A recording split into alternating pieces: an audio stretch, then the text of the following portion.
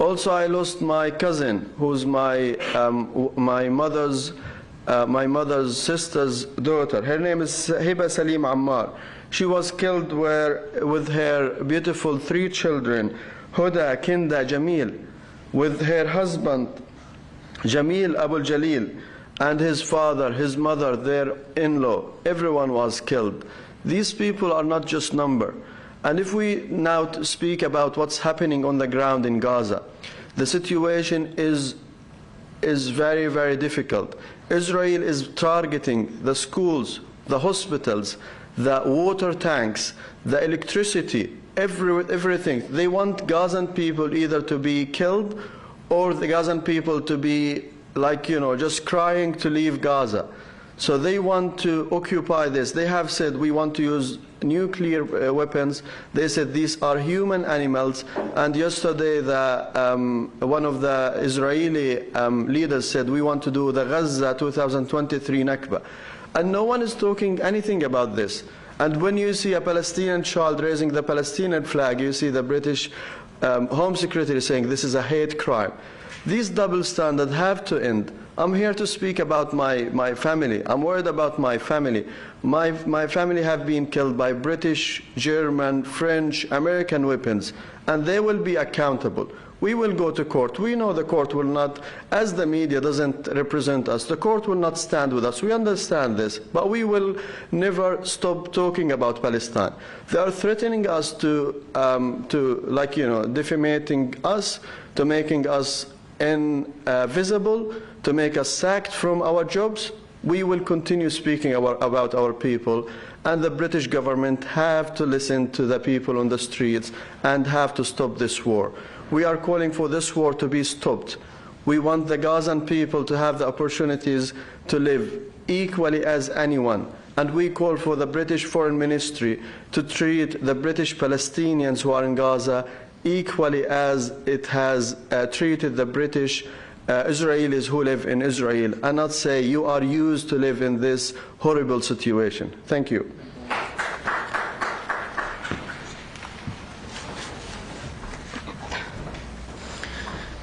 Hello, I'm Hala Hanina.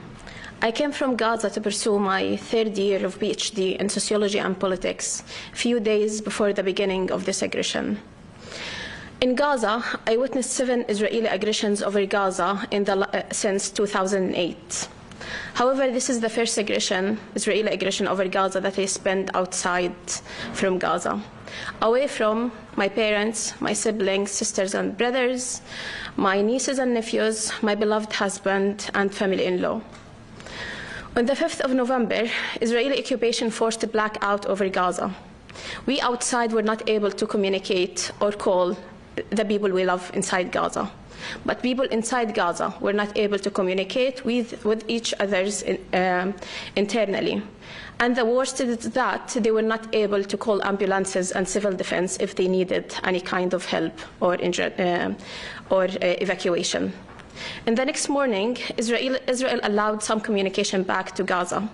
And we received the news that our beloved, dear friend, 28-year-old physician and Bright Evening alumnus, and the leader, Maysara Reyes, and his whole family were staying in their 6th-floor building in their home when the Israeli occupation targeted them with bombardment 7 p.m. Palestine time on the 5th of November. Only for being Palestinians. Maysara was under the rubble with his father, mother, 2 sisters, 3 nephews and nieces for more than 12 hours.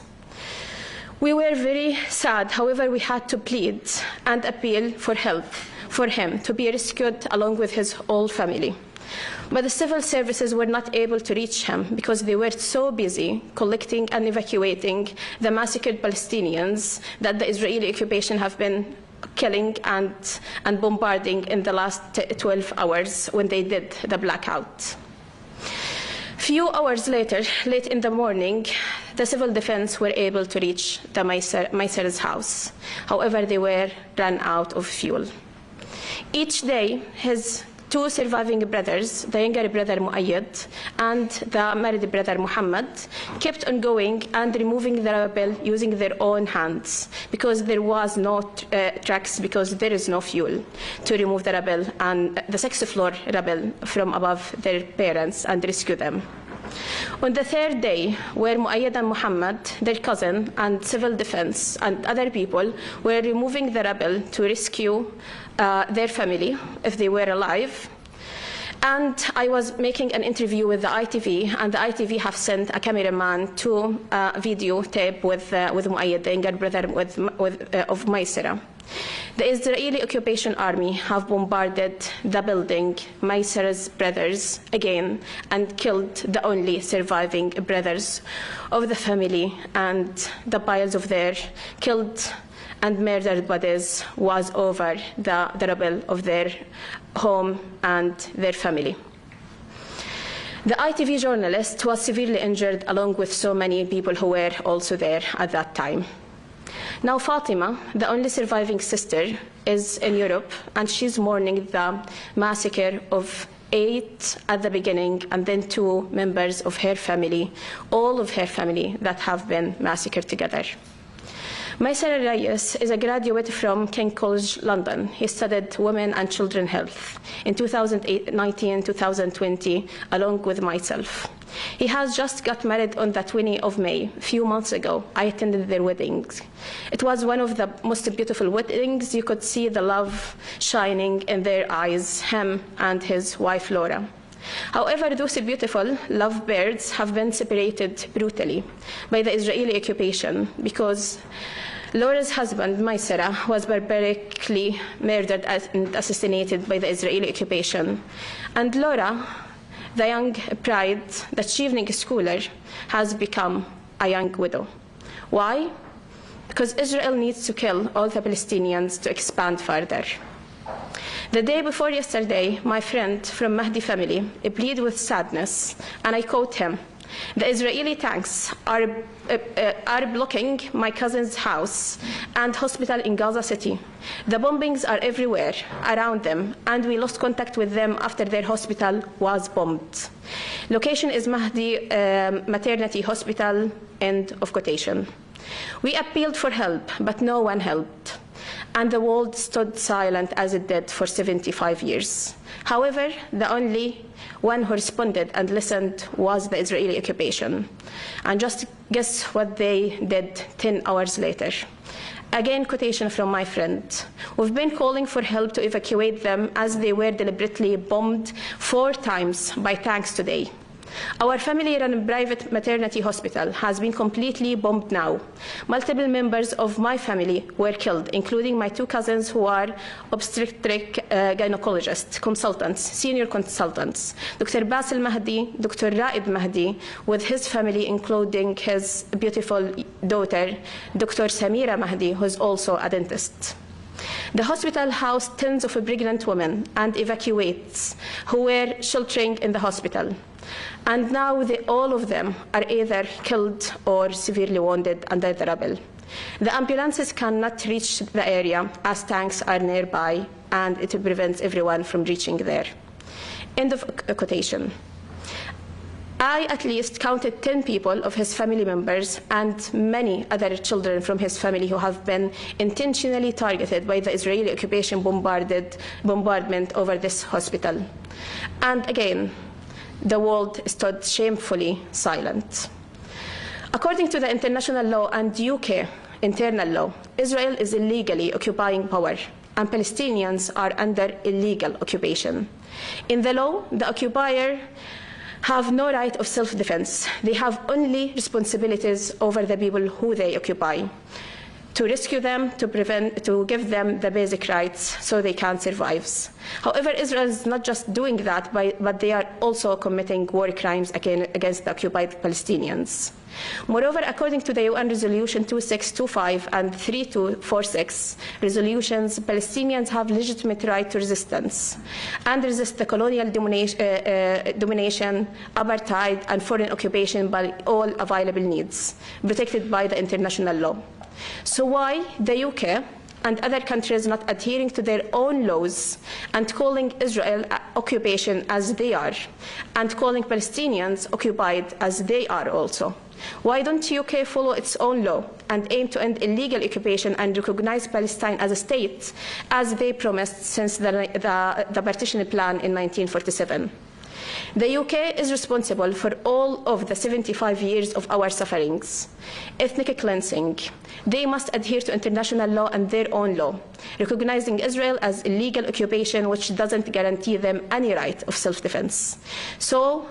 And then to urge Israel to stop those barbaric crimes and ongoing brutal genocide of my beloved people, which is broadcasted live in front of the whole world. This must end now, and if it's not now, then when? Ceasefire now, end illegal occupation.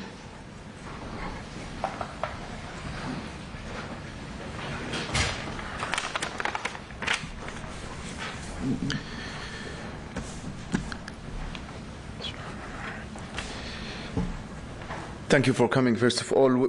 Without exaggerations, no house or family in Gaza Strip is free from the casualties of the current wave of attacks, unfortunately. And you're listening now to just as a sample of the stories, like in each family of Gaza. The losses extend beyond lives, reaching the destruction of homes, surpassing 70% in residential towers, schools, universities, churches, mosques, and infrastructure.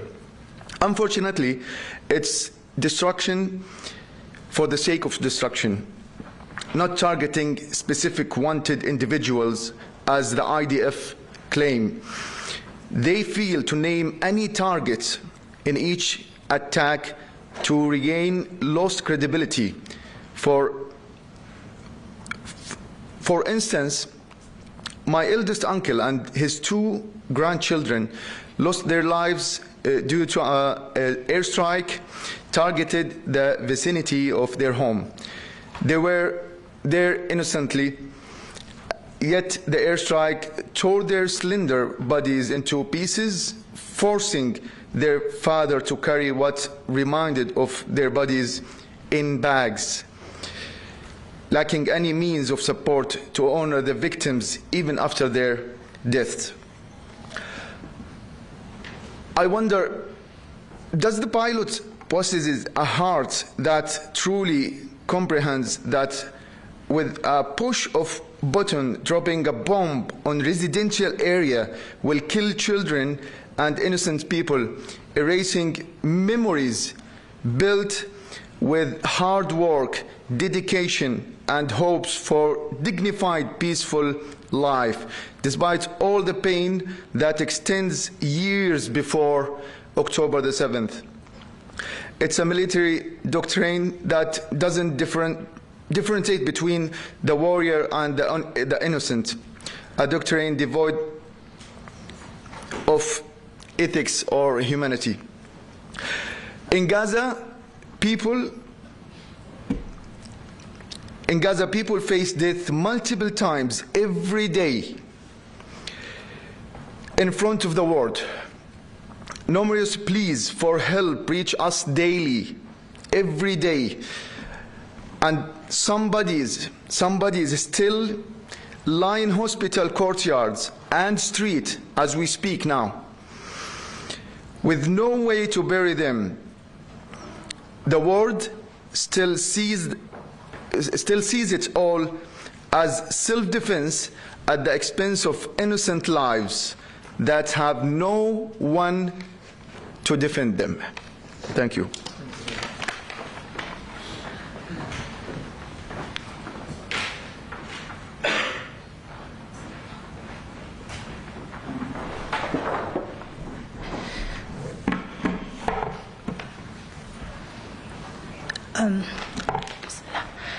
Thank you very much for giving us the opportunity here to be able to speak to you about our experiences as British Palestinians who have family in Gaza.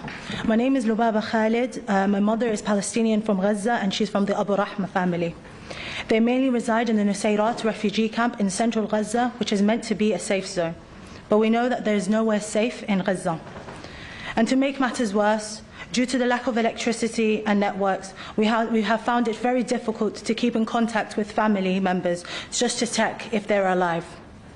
As a result, I found out my great-uncle's house was bombed on the social media platform X before I could get any confirmation from my own family. In that bombing, 6 members of my family were martyred, 5 of whom were children. Children with dreams and ambitions, children who wanted to change the world with their innocence. May Allah accept them all as shuhada, martyrs. However, my mother's cousin is still under the rubble, and as they are still yet to retrieve his body.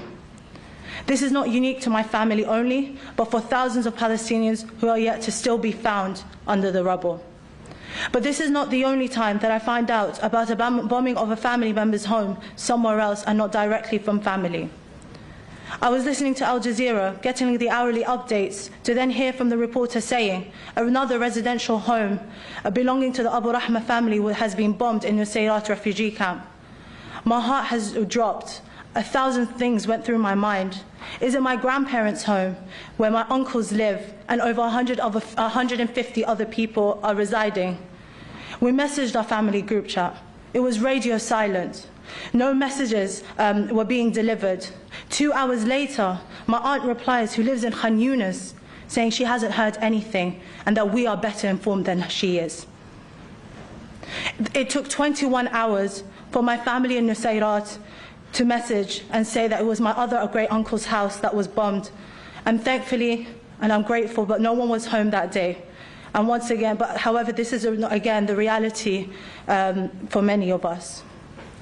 We go through days not hearing from family members, having no idea where they are and if they are alive. But I have to have hope. I have to hold on to all my beautiful memories that I have in Gaza. Going to the beach, having the time of my life with my cousins. It is those memories that keep me going, and it is in itself a form of resistance, because it is that they are trying to break. And to our political leaders, you say that the loss of every civilian life is tragic. So prove it. Is it not now time for action and not just words? A ceasefire is the absolute minimum demand. But what we need is accountability, sanctions, and an end to this occupation. Thank you.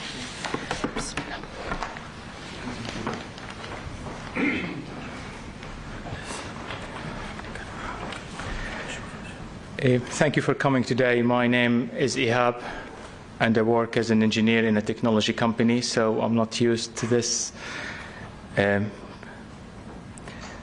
So we always talk about Gaza in terms of bombing, destruction, shelling, starvation, mass punishment, collective punishment. So I would like to talk about a different Gaza maybe today, my Gaza. The Gaza of hope, I would say. The Gaza which opened its arms for hundreds of thousands of people who were displaced in 1948, and they call it now home, including my own family. Gaza of hope with its silk beaches, blue waters, with the voices of the kids in the background when they leave school after a long day. The Gaza where people are very generous. The Gaza where people are very resilient. The Gaza where people who managed, against all the odds, to build hospitals, build universities, and create hope for everyone. At a place where we thought as Palestinians, at least part of us, would feel will live in freedom and dignity. Talking about family and friends, and my colleagues talked a lot today. But just imagine this feeling when the first thing you do in the morning and the last thing you do in the morning is to check your mobile to see that message. When you hope that they will pick the phone to say hi, albeit for a second or two. This hi might be literally death or life in Gaza. Or maybe they need to be silent so that the word moves on. Numbers. What are numbers? The 1 became 2, and the 2 became 3, and the 1,000 became 2, and we are around 11,700 people now, and still increasing as we speak, as we talk. I will talk about one of those numbers, Wael, my cousin, who was an IT engineer, managed to finish a degree, and even has a dream to develop an app which will teach all the kids around the world Arabic, and he called it Dad. Let's talk about numbers. When we talk about 1.5 million people displaced from their houses, let's talk about the people who left around 40,000 residential units in Gaza. Let's talk about the people who dragged their children in a 10 kilometers escape from the north to the south, dragging the kids on I would say, car seats or pushchairs, pushing the wounded, pushing the elderly, just to escape. I will talk about my uncle who lost his house, civil servant who worked very hard, retired, and believe it or not, he did believe in peace. And he now shares house with another 50 or 60 people, where, believe it or not, in this time or era, they are actually baking using wood and clay ovens, because simply there's no fuel or cooking gas, while Gaza actually is on top of millions and trillions of cubic meters of gas. A curse to the Gazans appears eventually. Numbers, what are numbers? I will talk about my aunties and my uncle who decided not to leave and to stay put in the north, because simply they don't have an option. Because they said, could we stay within our memories and live and accept the degree in dignity? Those a lot who actually accepted the displacement, you know what they did? Why they did it? They did it only to protect the kids, only to protect the future. Because believe it or not, the Gaza of Hope also always thinks about the future. Going back to Wael, my cousin, was actually killed queuing for bread 2 weeks ago. His brother, Bashar, is critically wounded. His elderly parents are devastated. And I think we all agree that parents should not bury the kids. My Gaza's hope is calling all of us. To be honest, when I was in London on Friday in the march, I found this on the floor. And I didn't accept that Ahmed will be not honored by talk about him today. He was 16 years old. He was killed in a strike. To be honest, I don't know him. And he deserved to be honored in this and always. Gaza of Hope, my Gaza, is calling whatever is remaining of humanity in this world to stop this madness. This madness will not bring peace to the Middle East. It will only bring years and years of violence, escalation, not only for the Middle East and potentially for the world. And I think we all have the responsibility to call for peace. And the only way to obtain peace in the Middle East is justice for the Palestinians. Thank you.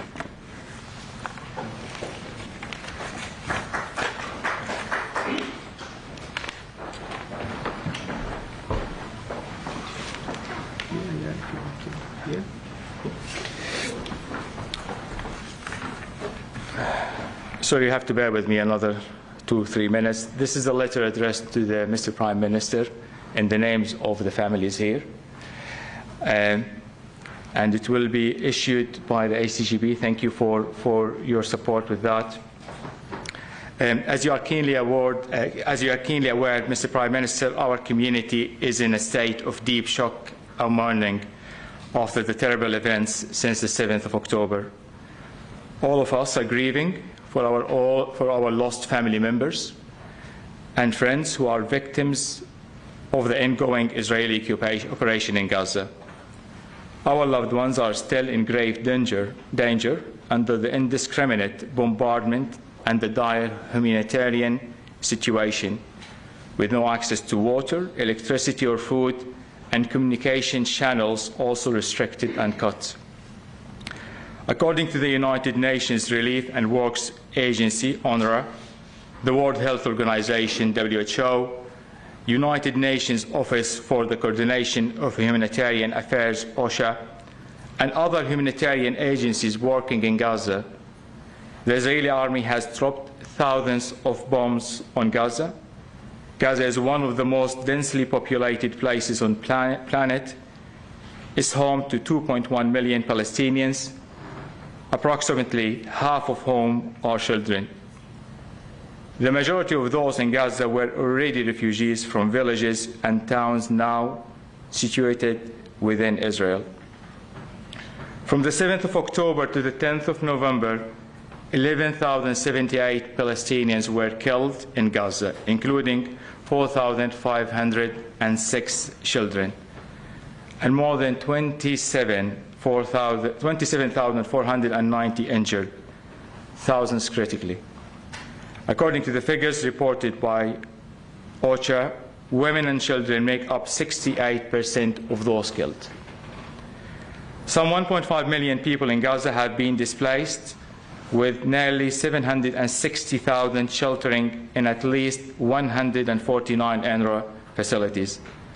The worsening sanitary conditions, along with the lack of privacy and space, generate health and safety hazards. These sites are so overcrowded that many people are sleeping on the streets. Clean drinking water is scarce, and the risk of fatal dehydration and the outbreak of waterborne diseases, including cholera, are acute, with a restricted amount of aid permitted to Gaza. According to Oxfam, the Red Cross, and Amnesty International, humanitarian law is not being upheld by Israel, as clearly violating the principles of distinction, the principle of precaution, and the principle of proportionality. These violations put our loved ones in Gaza under severe danger, and it has resulted in us losing family members. Israel has indiscriminately destroyed Gazan residential buildings, universities, hospitals, and civilian infrastructure. This cannot be justified, and it constitutes collective punishment. We have no evidence that these structures are used as militant bases, especially when the Israel Defense Forces warn residents to evacuate beforehand. We have been actively engaging in all possible democratic tools to ask the UK government to call for an immediate ceasefire, which has been repeatedly refused. Instead, the government has called for humanitarian pauses, which are inadequate in protecting our family and loved ones in Gaza. We believe the UK government's position is putting our loved ones in danger and is contributing to an unprecedented humanitarian crisis.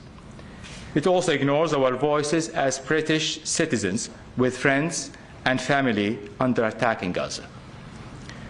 We call upon the UK government to urgently exert its influence to secure a ceasefire in Gaza and to ensure the urgent and adequate provision of food, fuel, medicine, and other humanitarian assistance to Gaza.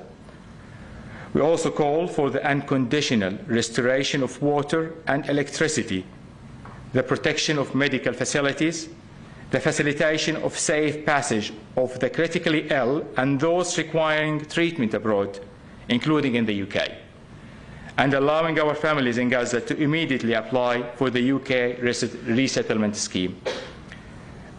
As British Palestinians with families in Gaza, we request an urgent meeting with you to express our concerns, similar to the meetings you have had with other British communities who have families in the region who have experienced the distress similar to ours as a result of the conflict between the Israeli government and Hamas. Thank you. I'd just like to start by thanking our guests. And I heard there was some strained applause from the audience, and I can understand that because the messages sent by these families that came to speak to you, really powerful. And there is a way that you want to demonstrate your appreciation for it, but clearly after what you've heard, clapping is not appropriate. It doesn't feel appropriate. But I think I should say to all of you, thank you very much for coming today. And your bravery in coming to this platform in light of what's happened to you this morning, yesterday, and over the last few weeks is phenomenal. And I consider you all to be heroes. And it's the reason that ICJP does this work is for you. And we'll continue in our efforts to support you as best we can. What we've heard from our guests today, we're going to, questions and answers shortly. And I'll ask you to moderate your questions. There will be some questions that I will not allow if I consider them to be inappropriate. And there are some questions that I will answer on behalf of our guests if I consider them to be not quite right at this moment in time.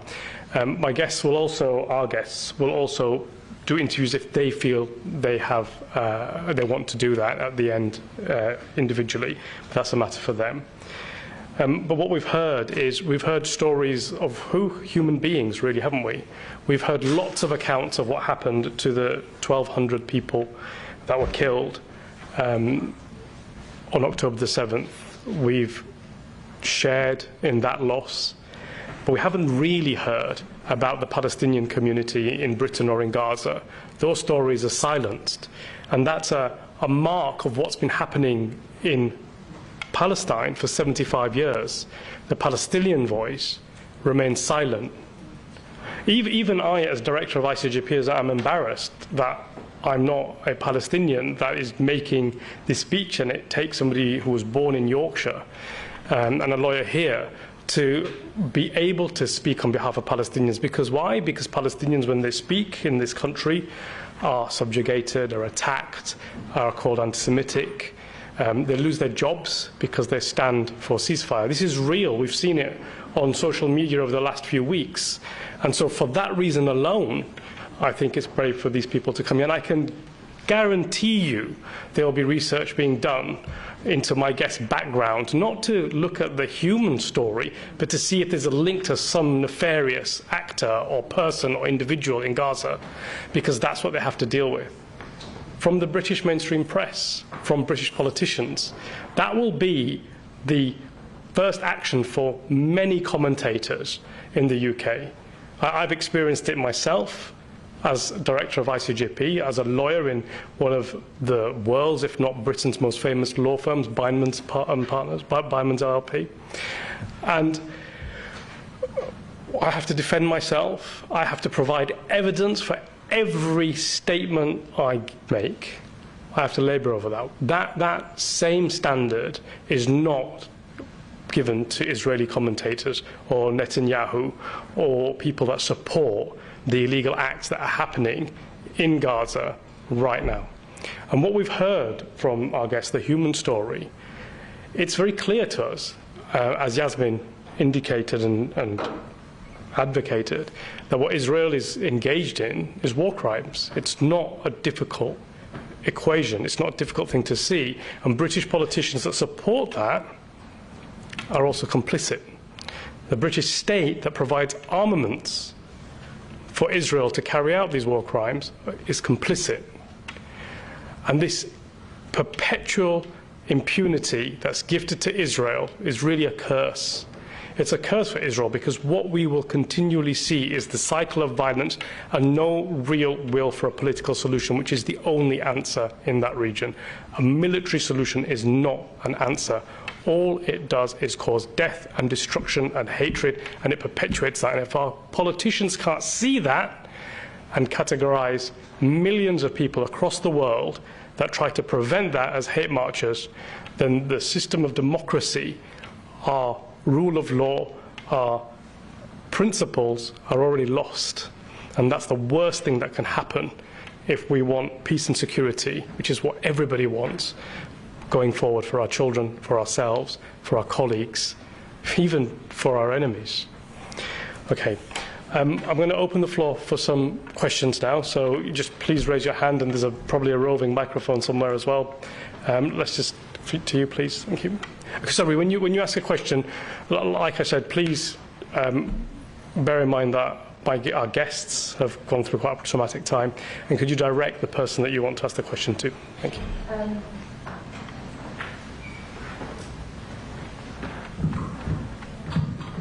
Hi, thank you so much. My name is Ashita Nagesh. I'm from BBC News. I'm so deeply sorry for all of your loss, and thank you so much for coming and talking to us today.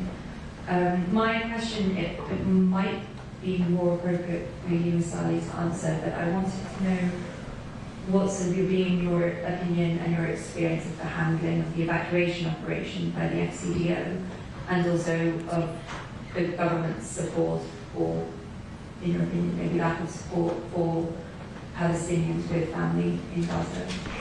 Yeah, I think that question's a good question, and it's sort of indicative of the double standard and two-faced approach. And it's a two-faced approach.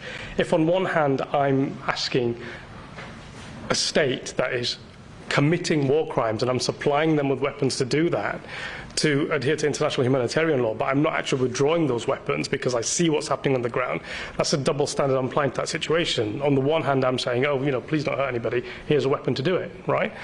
And I think that's the same characterization of the entire approach of the British government. You've heard from our guests that their family members were left alone. Professor Ghassan Abu Sitta contacted me because the Foreign Office will not speak to him. He's tried to contact them. They will not speak to him. So I'm having to do that from London on his behalf because they will not speak to him. There is a different standard applied by the British government to people in Israel, to people in Gaza. There is a pretense that they are potentially trying to help people in Gaza when they're not. There is a mechanism to open a humanitarian channel, but we've got to also look at that. The reason why people call for a ceasefire as opposed to a humanitarian pause is because a humanitarian pause is part of a strategy to move Palestinians out of Gaza, to cleanse that region of Palestinians. A ceasefire will allow people to stay where they are, to habit the land that they live and belongs to them, and to receive aid. And there's a significant difference between that. I do not support a humanitarian pause, which is really a mechanism to force people out of that region. So you bomb them and you say you leave this region and you can live, you stay here and you die. It doesn't matter if you're a civilian or not. That's not lawful. And that's what our government appears to be supporting. And so in answer to your question, I think I've answered it, but just to narrow that point, I don't think that the British government is dealing with Palestinians in the same way as it would deal with Israelis that are victims of criminal acts. And I think, it's indicative of the British government's position that the families here have to write a letter to the Prime Minister, please can we speak to you? It's almost like they're invisible, right? I think the British government owed a duty to British Palestinians who have family members in Gaza to reach out to them and speak to them and understand their position instead of ignoring them and labelling them and the people that support them as hate marchers. Can I reply about that? Sure. So my family members are British Palestinians, and I have been contacted the British Palestinians in Gaza. They are in 3 groups. The first group, which is like my brother, his name and his family names has been on the list to travel. But they are in North Gaza, they cannot travel. I spoke with the British Foreign Minister, I told them, they are in Gaza City and they cannot move because Israel is shooting anyone. They said, we have no presence in Gaza and we cannot help you anyway. I told them, my brother's wife is pregnant, she cannot walk for 4 hours. They said, we can do nothing.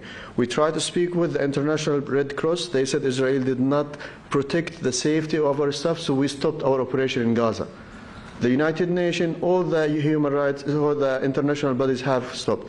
For the ones who left Gaza already, so what the British government have provided them, so if there are 8 family members, they give them 2 rooms for 2 double beds, which is only for 4 people, and the atmosphere in Egypt, so they put them in Egypt and they told them, you have to travel. They told the British Foreign Ministry that all our monies are in Gaza. Israel did not allow us to leave anyway, except just like, walk here. They said we can not provide you with any even loans or anything. So the third thing is about the atmosphere in Egypt. Egypt has received millions of refugees in the Sudan crisis, in many crises. Now the Egyptian people are fearing that there is 2 million Palestinian refugees are coming. So even the Palestinians who are going via the British embassy, they are not supported. The last thing, which is the horrible thing, if you are a British citizen and your wife or husband is not a British citizen, the British government is not helping you. If you are a British child and your parents are not British, the British government is not helping you anyway. And this is important why I'm saying this, because in different cases like Ukraine, the British government were allowing anyone to come on the aeroplane. So they give orders to the aeroplanes. Any Ukrainian come to any aeroplane, can go to any European or British country without any visa. The ones who are not Ukrainians, they were getting on the Polish airports or train station temporary travel documents. So we are seeing the double standard, and it's very clear. Thank you. Thank you. Any other questions? Please go ahead. As Mr. Lapa from the Middle East Moment, I just want to say thank you first of all to ICJP and commend you for the powerful testimony you guys have given. On that, I was wondering if you have thought about having a organisation, Survivors of Gaza Genocide. I think it was such a powerful group for media like ourselves to speak to, get your testimony out there with sympathetic news agencies, not some of the mainstream ones which are quite hostile and horrible from what I've seen. So for the sympathetic news agencies to approach you and get your testimonies out there. And we know life after Gaza will not be the same in so many ways. Here in the UK, we are likely to see more draconian laws being introduced, and in efforts to strip Palestinians of citizenship, and also organizations that support the Palestinian cause being labeled as terrorists. So these laws that are already being contemplated and could be introduced in the coming months and years. So I was wondering, if you can speak on whether you have seen an increase in number of Palestinians facing the prospect of having their citizenship stripped. And we've seen reports of that on social media. Have you seen that, and is your organisation, is the ICJP, working with Palestinians like that? I'll keep the answer brief for this. There has been an increased instance of what I could describe as attempts to silence the Palestinian voice. And I would include that with regards to with the Home Office sending letters, for example, to people of Palestinian heritage who are on visas, where the Home Office has indicated that because of public statements they've made, they feel they're not conducive to the public good in the UK now, and have indicated that they're thinking about or intend to revoke their visas, for example. So that's already happened. That happened quite early on. With regards to citizenship stripping, I haven't seen that happen yet, but within what I've seen in social media, there is clearly a concerted effort to try to marginalise and silence the Palestinian voice, which is the main reason why we decided to hold this event today, to amplify the Palestinian voice. Gentleman at the back. Thank you very much. My name is Nasara. I'm also a British Palestinian. I was supposed to be on the stage today, but due to some circumstances, I don't think I'm emotionally able to stand there. As appeared in the news yesterday for my family, they were under severe bombardment by Israel. They targeted an area in Gaza. And my family left last minute in the middle of night under the artillery shelling.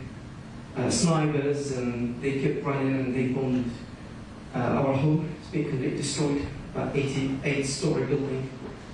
It's just been completely bombed just within seconds, and my family made it last minute. So I just feel for the safety, I can just stand in there and share my views. I've also lost family members, my wife, my brother-in-law, 3 children. also being murdered. Israel bombed their houses when they were sleeping. And ironically, the Israeli Defense Forces said on Twitter they targeted Hamas members and they were children. This is one of the lies. Everything Israel bombs is always Hamas base. At the end of time, when you look into it, you just find it mosques, churches, buildings, homes, civilians, people just living safely in their homes. I just want to make a comment on the humanitarian post. I was in touch with my MP a few weeks ago, and he mentioned that. He was happy about mentioning that. The moment he just mentioned it, it's like, sorry, look, there could be somehow something about humanitarian post. People now discussing it. And I told him, look, you know what came up to my mind when I hit the humanitarian pause? That instead of killing my family now, we're going to kill them after a week. This is exactly what humanitarian pause is. Why would you just delay the killing of our families? Humanitarian pause is nonsense, and now actually we're just seeing it, because my family has to flee to the south when they bombed our home. Kids, about 25 people were in our flat, and they had to run in the middle of the night under heavy bombardment, all the entire neighborhood, and they barely made it to the south. And they made it to the south through the what's called the 3 or 4 hours hose Israel do, so they allow a corridor of people. So they stopped killing you for 4 hours to allow me to go. And on the way, I was speaking to my dad in the morning, and he told me he's seen hundreds of bodies, decomposed bodies, on the road, children, women, men, and no one is able to save them. No one is able to look into them. You need to walk, you need to hold your ID card up high, with a white flag, absolute humiliation, and you can see the soldiers firing in the air, terrifying entire children in front of the very eyes of the so-called civilized world. I, myself, I don't believe in all of this. I'm really sorry to say that. I've lost faith in every single human, in every single government. The double standards we're currently witnessing, the dehumanization of our people, of innocent civilians, of people, of human beings, are second to none. It's absolutely disgusting. Seeing human people, bodies, children, women. My mom was absolutely traumatized. When I was speaking to her, she was barely made one single word from what she was saying. She couldn't even explain that to my little brother, and even to the children they were with them. It was absolutely horrific scene. My dad is a professor, my mom's a professor. Their entire life was dedicated to humanity. Why they should die? For what sake? For whose sake? And why Israel is still continuing to kill, to murder, under what pretext they do? A country that is based and built on lie, their rhetoric is a big lie, their discourse is a lie, and every single person believing in this lie.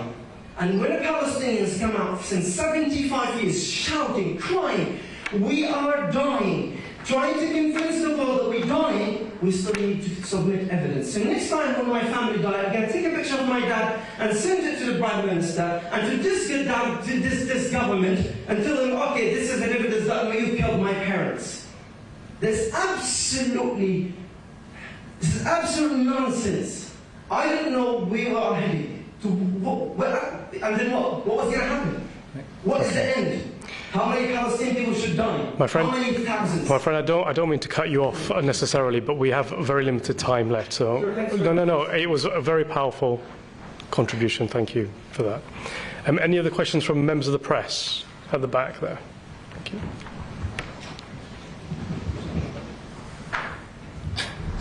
Sohaib Jabal from Al-Arab in UK. My question is, what is the next step of the ICJ for helping the bereaved families and the Palestinian families?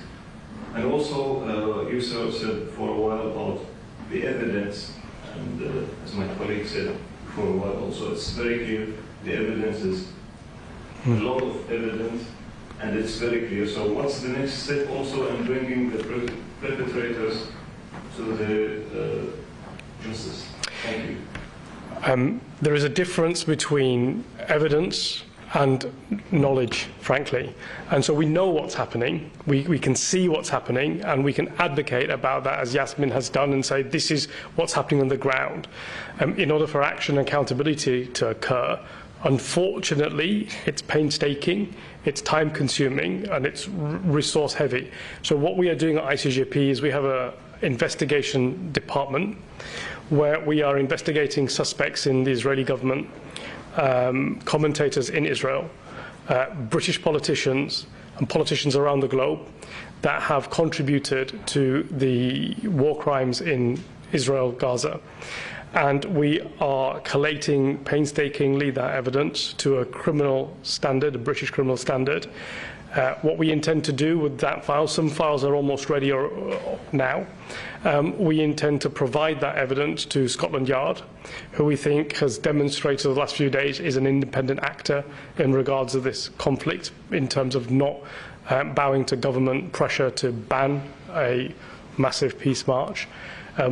I do have faith in the police in the UK. I know lots of police officers on a professional basis. They will, I hope, investigate the evidence that we provide to them. I hope they will take steps to meet the United Kingdom's obligations under their own statute, of which we are a signatory and we have enshrined in domestic law, as we have done with the Geneva Conventions. I hope that politicians that supported the war and politicians that are carrying out, executing the war, as they're doing in Israel, will be investigated when they arrive in the UK, will be arrested and prosecuted. Failing the police taking this action, there is a possibility for the ICJP to apply for private arrest warrants, as lawyers in the ICJP did before its creation in 2009 against Zippy Livni in Operation Castlet. There is also the ability to give the information to the International Criminal Court, and hope that Karim Khan lives up to his huge responsibility of investigating and prosecuting these crimes as speedily as he did with regard to suspects in the Ukraine and supporting that action. But there's also the rest of the world, and we shouldn't forget that. ICJP will be providing evidence packets to every single law enforcement agency across the world, because at least one of them, I am certain, will take action against war criminals and war criminal suspects in Israel. The intention of ICJP is to send a very clear message to politicians that are complicit in war crimes, that your tenure as a politician is not all that means. Once you stop being a minister, once you stop being a prime minister, a foreign secretary, you carry the burden of that crime with you. You carry it to your next job, whether it's in private industry, whether it's as a hedge fund manager somewhere, whether it's traveling around the world because you've already got enough money. You carry that criminal act with you. And ICJP are committed to pursue those individuals across the world for the rest of time. We won't stop. We won't stop. We've seen the same thing happen with actors that were involved in the Holocaust being prosecuted in their 90s. Exactly how it should be done. There's no issue with that. The rule of law doesn't wait and won't wait. We will ensure that these politicians will carry this burden with them wherever they go. And if we can persuade law enforcement agencies in any country to do their job, we will provide the evidence to them to do that. I think that's enough questions, so I think we've run out of time. I'd just like to say thank you very much to our guests for coming today. Yeah, thank you very much. Very brave, and thank you very much. There will be copies of the letter that the families want to send. If you want a copy, please ask a member of my team, and we'll make one available to you. Thank you very much. Thank you. Thanks. Thank you. I think when Thank you so much. Honestly, thank you for coming. We really appreciate it.